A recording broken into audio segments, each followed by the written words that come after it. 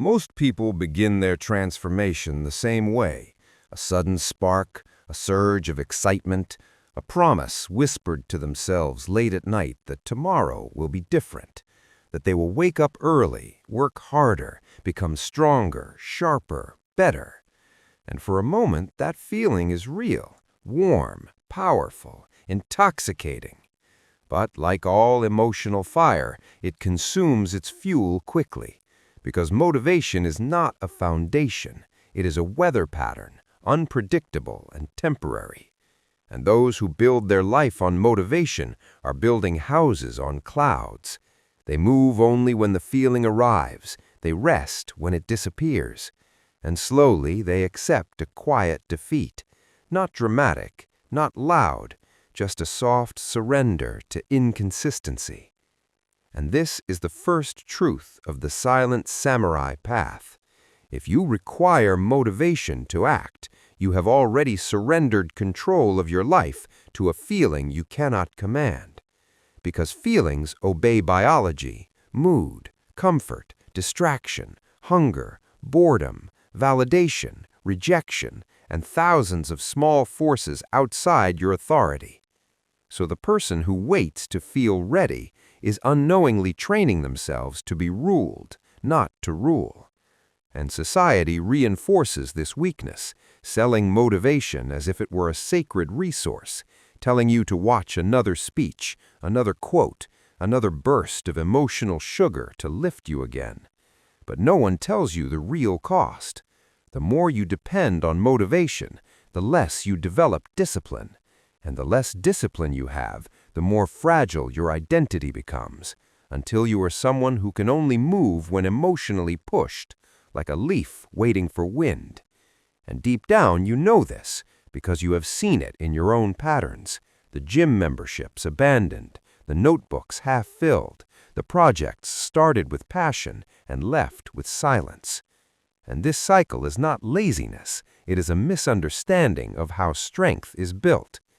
Because true discipline is not born from motivation, it is born from decision, from a quiet internal contract that does not require excitement, that does not negotiate with comfort, that does not wait for perfect conditions. It simply executes, like a blade drawn without ceremony. And the silent samurai learns early that relying on motivation is like relying on applause to perform. It makes you a performer, not a warrior. Because performers need audience energy, they need validation, they need noise. But the warrior trains in empty rooms, moves in silence, sharpens the sword even when no battle is scheduled. Because discipline is not an emotion, it is a system, a structure, a ritual repeated until it becomes identity. And this is why most people fail at self-mastery. Not because they lack potential, but because they were taught to chase feelings instead of building frameworks. They were taught to wait for the right mood instead of creating non-negotiable routines. They were taught to look outward for fuel instead of inward for command. And the result is a generation overstimulated, under-disciplined, emotionally reactive, and mentally fragile. But the silent samurai steps away from this crowd, stands alone, and recognizes the uncomfortable truth. If motivation disappears tomorrow, will you still act? Will you still train? Will you still build? Will you still grow? And if the answer is no, then you were never committed, only entertained by your own ambition. And this realization is not meant to discourage you. It is meant to strip away illusion. Because once you see motivation for what it is, a temporary spark, you can finally start constructing something real beneath it, something that does not shake when the feeling fades, something cold, solid, inevitable. And in the next phase, the silent samurai begins building that structure, not with excitement, not with inspiration, but with ritual, repetition, and deliberate design. Because discipline that needs no motivation is not something you feel, it is something you become. Once the silent samurai understands that motivation is unreliable, the next move is not to search for a stronger feeling, but to design a stronger structure. Because discipline without ritual is just intention, and intention without structure collapses under pressure.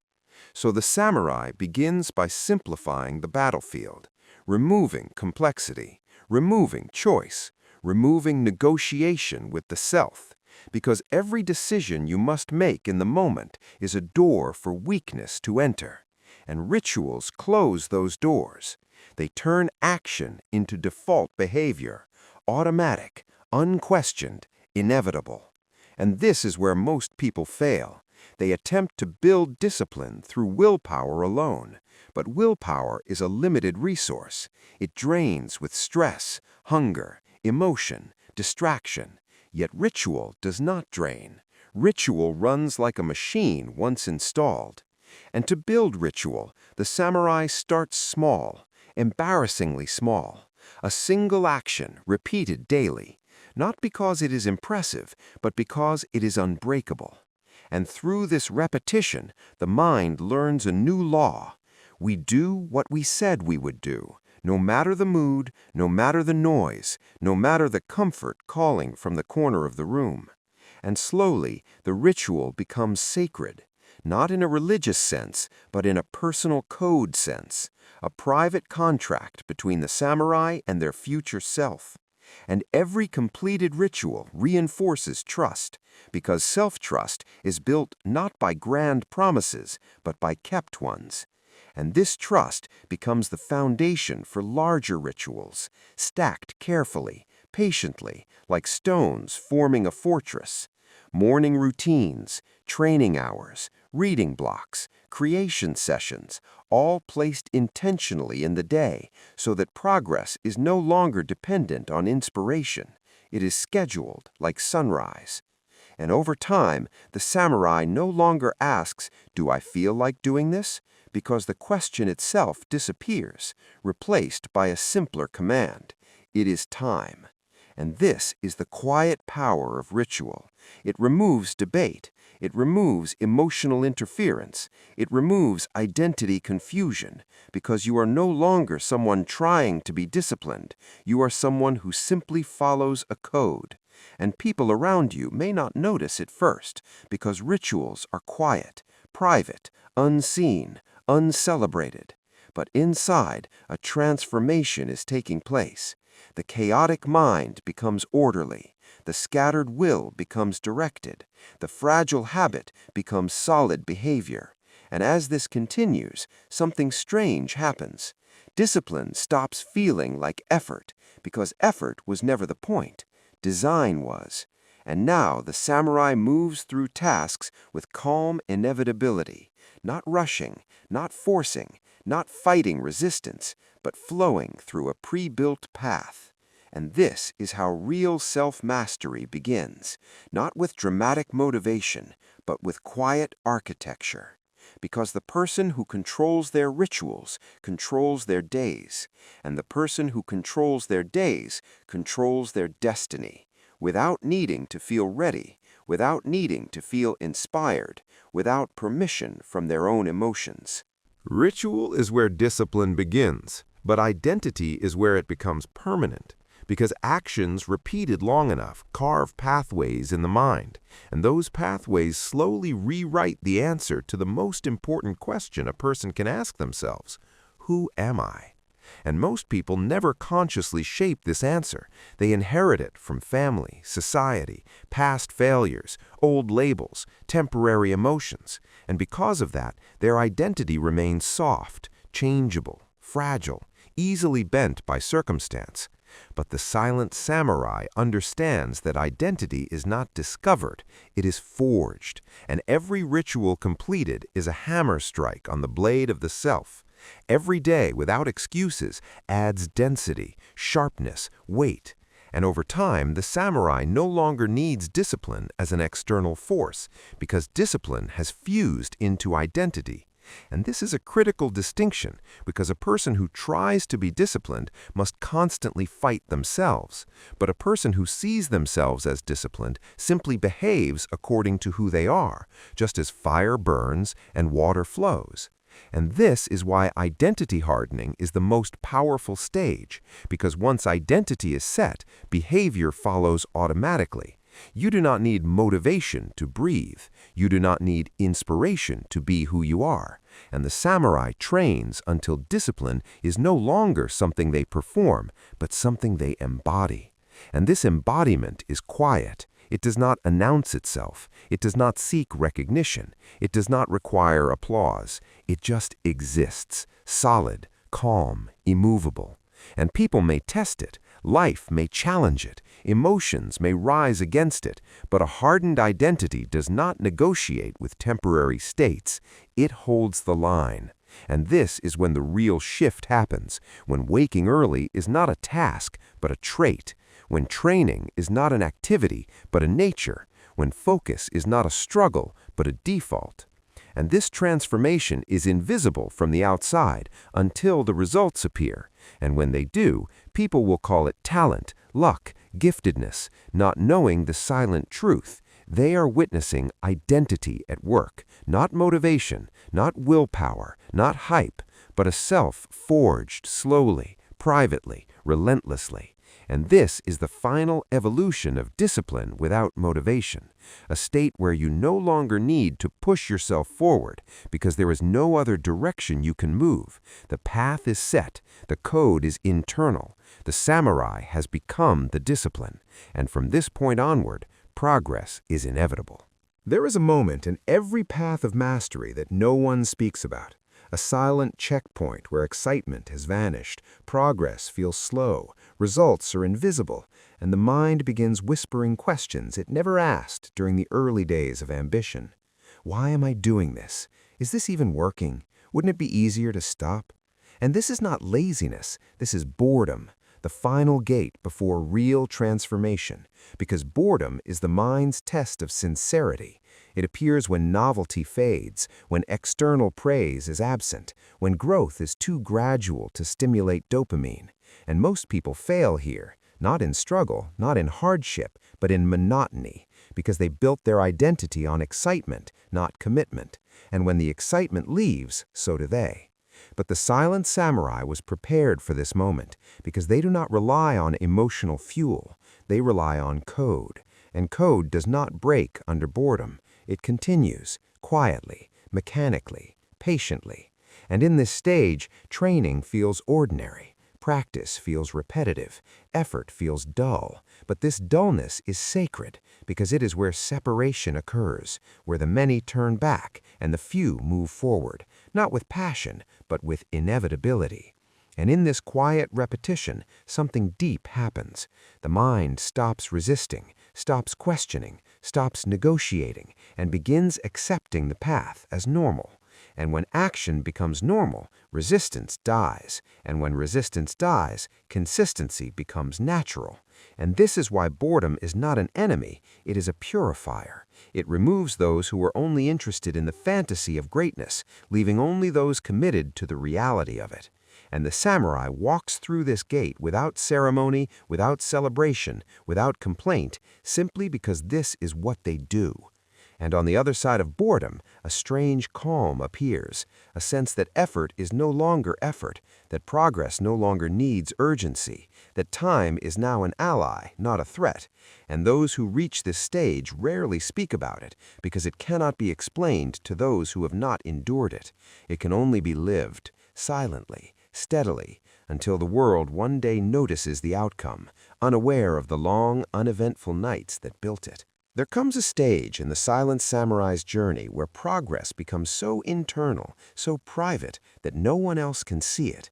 And this is where most modern minds collapse, because they were raised in a world of constant display, instant sharing, and external feedback, a world where effort feels real only when witnessed, liked, applauded, or acknowledged.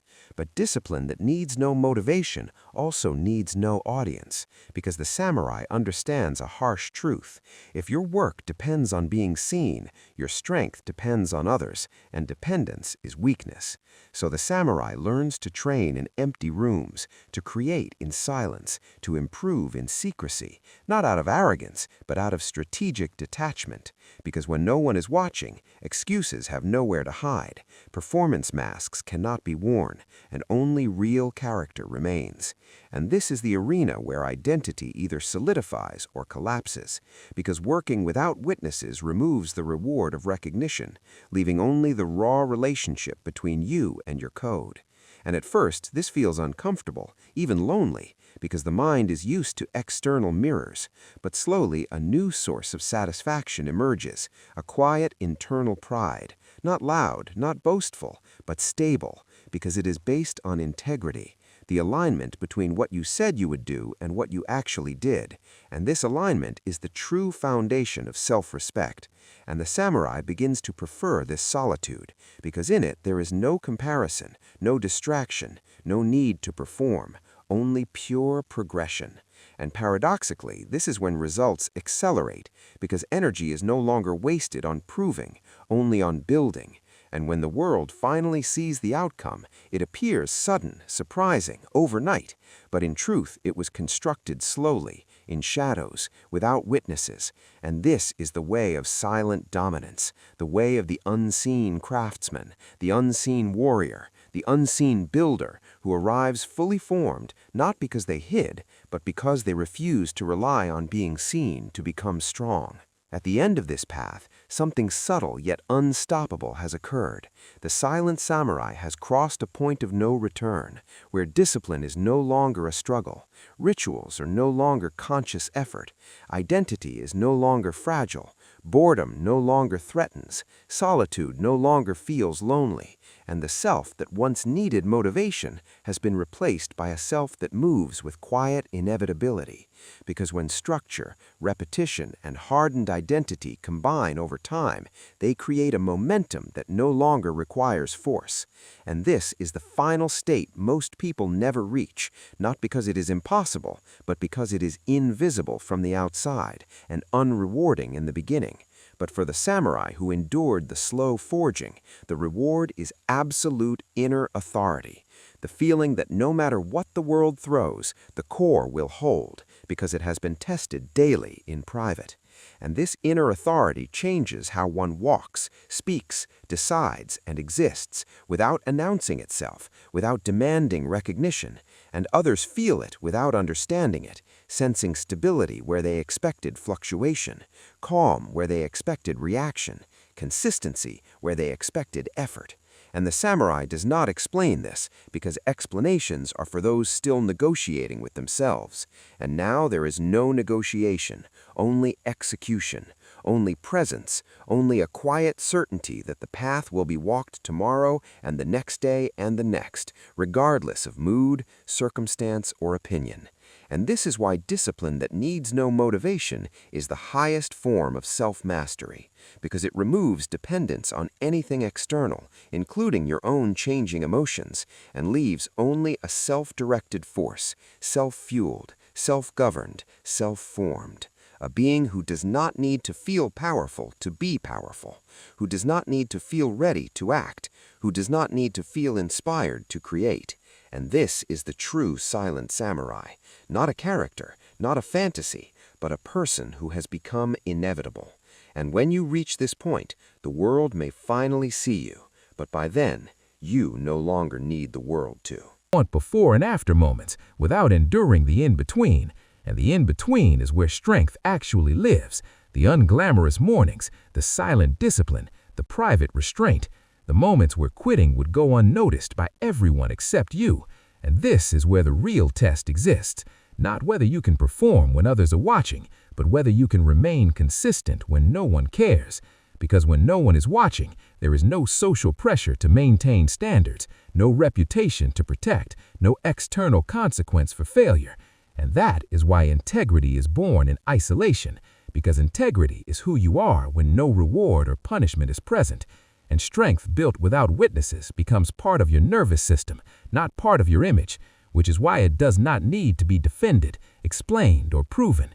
It simply exists, quietly influencing your posture, your decisions, your reactions, and your tolerance for chaos.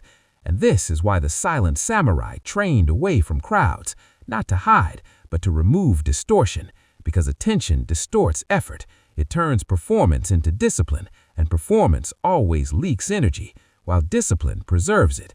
And the more you rely on being seen, the more fragile your strength becomes, because the moment attention disappears, motivation follows. But when you build strength in silence, silence itself becomes familiar, comforting, and stabilizing. And this changes everything, because silence is where most people break. They cannot stand the absence of stimulation, feedback, or validation, and so they fill the void with noise, distractions, and excuses, while the samurai use silence as a training ground, because silence removes external references and forces confrontation with the self, and the self, when stripped of distractions, reveals its weaknesses immediately: impatience, doubt, inconsistency, and avoidance. And these weaknesses cannot be masked when no one is watching, because there is no one to impress, only habits to maintain. And habits either exist or they don't. And this is the brutal honesty of invisible strength. It exposes whether your discipline is real or imagined, because imagination thrives on attention, but discipline survives on repetition. And repetition does not care how you feel. It only responds to whether you show up or not. And this is why strength built in silence lasts longer than strength built in public, because public strength is reactive. It depends on conditions, while silent strength is proactive. It exists regardless of circumstances. And once you experience this, once you realize that the most powerful version of yourself is built without witnesses, something shifts internally. You stop craving recognition. You stop explaining your effort. You stop announcing your intentions, because you understand that announcing effort often replaces effort, that talking about discipline releases dopamine without the work, and that premature praise weakens commitment. And the samurai avoided this trap by keeping training private, intentions hidden, and progress quiet, because they understood that energy spent explaining is energy not spent executing, and execution is what builds strength, not intention, not motivation, not inspiration. And this is why strength feels heavier before it feels lighter, because in the beginning, you are carrying both the effort and the doubt, both the discipline and the uncertainty. But over time, as habits solidify, doubt fades, effort becomes automatic, and strength becomes less about force and more about stability. And stability is invisible. It does not announce itself. It does not demand attention. It simply holds under pressure, under stress, under unpredictability.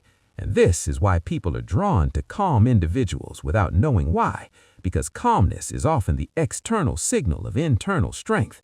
And internal strength is almost always built when no one is watching, when there is no incentive to continue, except self-respect. And self-respect is the rarest form of motivation, because it cannot be borrowed. It must be earned privately through consistent action without witnesses. And this is the code the silent samurai lived by, not because it was poetic, but because it worked. Because when battle arrived, there was no audience, no applause, no time to prepare, only instinct, habit, and internal discipline. And the same principle applies to modern life. Pressure exposes preparation, not intention. And preparation happens in silence, away from praise, away from validation, away from distraction. And if you can learn to build strength there, in that quiet, unrewarded space, you develop something most people never touch: unshakable self-trust, because you know what you've done when no one was watching. And that knowledge does not need to be shared, proven, or defended. It simply exists, quietly influencing your posture, your decisions, your reactions, and your tolerance for chaos. By the time strength reaches its fourth phase, it no longer announces itself even internally, because the mind has stopped labeling effort as strength and stopped labeling difficulty as hardship. And this is the most misunderstood stage of all, because from the outside it looks like detachment, even apathy. But in truth, it is precision. It is the absence of internal noise, the removal of unnecessary friction between intention and action. And this is what most people never experience because they abandon the path right before this silence arrives. They mistake the fading of excitement for failure. They assume that if progress no longer feels dramatic, then it must no longer be happening. But the opposite is true, because drama is a sign of instability, not growth. And when the internal system stabilizes, the emotional spikes flatten, the highs become calmer, the lows become shallower, and consistency replaces intensity. And consistency is where real power multiplies, because consistency does not drain you, it conserves you. It allows effort to become sustainable, and sustainability is the difference between temporary transformation and permanent identity shift. An identity shift is the real goal, because once your actions align with who you believe you are, discipline disappears. There is no longer a battle to do the right thing, it simply happens. And this is why strength built in private eventually becomes effortless in public, not because the tasks become easier, but because resistance dissolves. And resistance is what exhausts people, not the work itself. The work is neutral. It is the negotiation with the self that drains energy, the constant questioning, the constant bargaining, the constant emotional commentary. And when that commentary fades, time stretches, focus deepens, and action sharpens. And this is when flow stops being something you chase and starts being something you enter deliberately. Because flow is not luck, it is alignment between challenge and capability, and that alignment is built through quiet repetition, through countless unseen refinements, through mistakes corrected without witnesses, through adjustments made without praise, and each adjustment compounds, not outwardly but inwardly, until one day the inner structure becomes so solid that external conditions no longer dictate performance. And this is where strength becomes dangerous, because it no longer depends on mood, environment, or outcome. It operates regardless. And this is why people who reach this stage appear calm even when stakes are high, because they are not improvising, they are executing something already rehearsed internally thousands of times. And this internal rehearsal is something that can only happen in solitude, because solitude removes distraction, it removes performance pressure, it removes the need to appear competent, and allows you to actually become competent. And competence is quiet, it does not seek attention. It simply works. And this is why mastery often feels boring to outsiders, because there is no spectacle, no visible struggle, no dramatic swings, only clean execution. And clean execution intimidates because it cannot be rattled. And this is why people try to provoke those who are strong in silence. They try to pull reactions out of them, because reaction is weakness, reaction is loss of control. And when you do not react, you reveal dominance without aggression. You signal that you are operating from a deeper level. And this unsettles those who still depend on emotional leverage, because emotion is a tool of control. And when you remove emotion from your decision-making, you become uncontrollable, not reckless, but independent. And independence is the highest threat to systems that rely on predictability. And this is why society subtly discourages solitude, discourages silence, discourages self-directed discipline, because a person who does not need external validation cannot be easily steered, cannot be easily sold fear, cannot be easily distracted. And this is why the silent samurai path feels lonely, because it separates you from the noise-driven rhythm of the world. It places you on a different timeline, one where growth is measured internally rather than externally. And this internal measurement changes how you experience time itself. Days feel fuller, actions feel cleaner, regret loses its grip because you are no longer constantly betraying your own intentions, and self-respect begins to replace self-criticism, not because you are perfect, but because you are consistent. And consistency builds trust, and trust builds calm, and calm allows perception to sharpen. And when perception sharpens, you see opportunities opportunities others miss. You anticipate shifts before they happen. You move earlier, quieter, and with less wasted motion. And this efficiency is not rushed, it is patient, because patience is no longer passive, it is strategic. It is the ability to wait without weakening. And waiting without weakening is only possible when your strength is internalized, when it does not require stimulation, when it does not decay in silence. And this is the final refinement, the moment when solitude stops feeling like deprivation and starts feeling like protection, protection of focus, protection of energy, protection of direction. And at this point, the outside world may still be loud, chaotic, reactive, but it no longer penetrates because you are no longer porous, you are sealed. And sealed strength does not leak, it accumulates. And when it is finally required, when pressure converges, when action must be taken decisively, there is no hesitation, no overthinking, no internal debate, only movement, precise, controlled, and final. And this is why strength built when no one is watching eventually reshapes reality itself, because it is not built for display, it is built for function, and function always outlasts performance. And when your strength is functional, the world adjusts to you rather than the other way around, not because you dominate it, but because you are no longer dependent on it. And independence is the ultimate form of power, quiet, stable, unshakable. And once you reach this stage, you understand the deepest truth of the silent samurai, that the greatest victories are not won in battle, but in the thousands of unseen moments where you chose alignment over comfort, silence over noise, structure over impulse, and continued moving forward even when nothing was watching, because that was the moment you were truly free. It creates an unshakable calm, a calm that unnerves others because it does not fluctuate with circumstance. It does not spike with success or collapse with failure. It remains steady.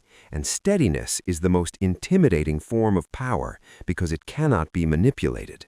And this is why loud people often crumble under pressure, while quiet ones endure, because loudness is a coping mechanism. It is energy leaking outward, while silence is containment, and containment allows force to build. Just like a blade is useless without a sheath, strength without restraint becomes chaos, but restraint without weakness becomes mastery. And mastery is invisible until it is unavoidable, until one day the world notices results that seem disproportionate to effort, unaware that the effort was simply hidden, accumulated patiently beyond visibility. And this is where envy often arises, because people compare outcomes without understanding processes. They see the calm under fire and assume emotional numbness. They see consistency and assume obsession. But the truth is simpler. The person stopped relying on feeling good to act. They stopped tying identity to performance. They stopped making progress theatrical. And when you stop making progress theatrical, you stop leaking energy. And that energy is redirected inward, refining execution, sharpening awareness, deepening control. And control over self is the highest form of power, because once you control your own impulses, distractions, reactions, and doubts, the external world loses its leverage over you. And this is why the final stage of strength is not aggression, it is silence. Not silence born of fear, but silence born of completion. Because there is nothing left to explain, nothing left to defend, nothing left to prove. And when you reach this stage, you will notice something strange. The desire to be seen fades, not because you feel unworthy, but because visibility no longer adds anything. And this is when life becomes lighter, because you stop performing and start moving. You stop thinking and start flowing. You stop narrating your journey and start living it. And this is why the silent samurai does not announce growth, does not post progress, does not seek validation, because the work itself is enough, the discipline itself is enough, the alignment itself is enough. And when the moment comes, when pressure arrives, when chaos enters, when others freeze or overreact, you will not rise to the occasion. You will fall back on what you built in the dark. And what you built in the dark will not fail you, because it was constructed without illusion, without shortcuts, without an audience. And this is the final truth. Strength built when no one is watching is not just stronger, it is purer, it is quieter, it is harder to shake. And once you taste that kind of strength, you will never again need the noise, because silence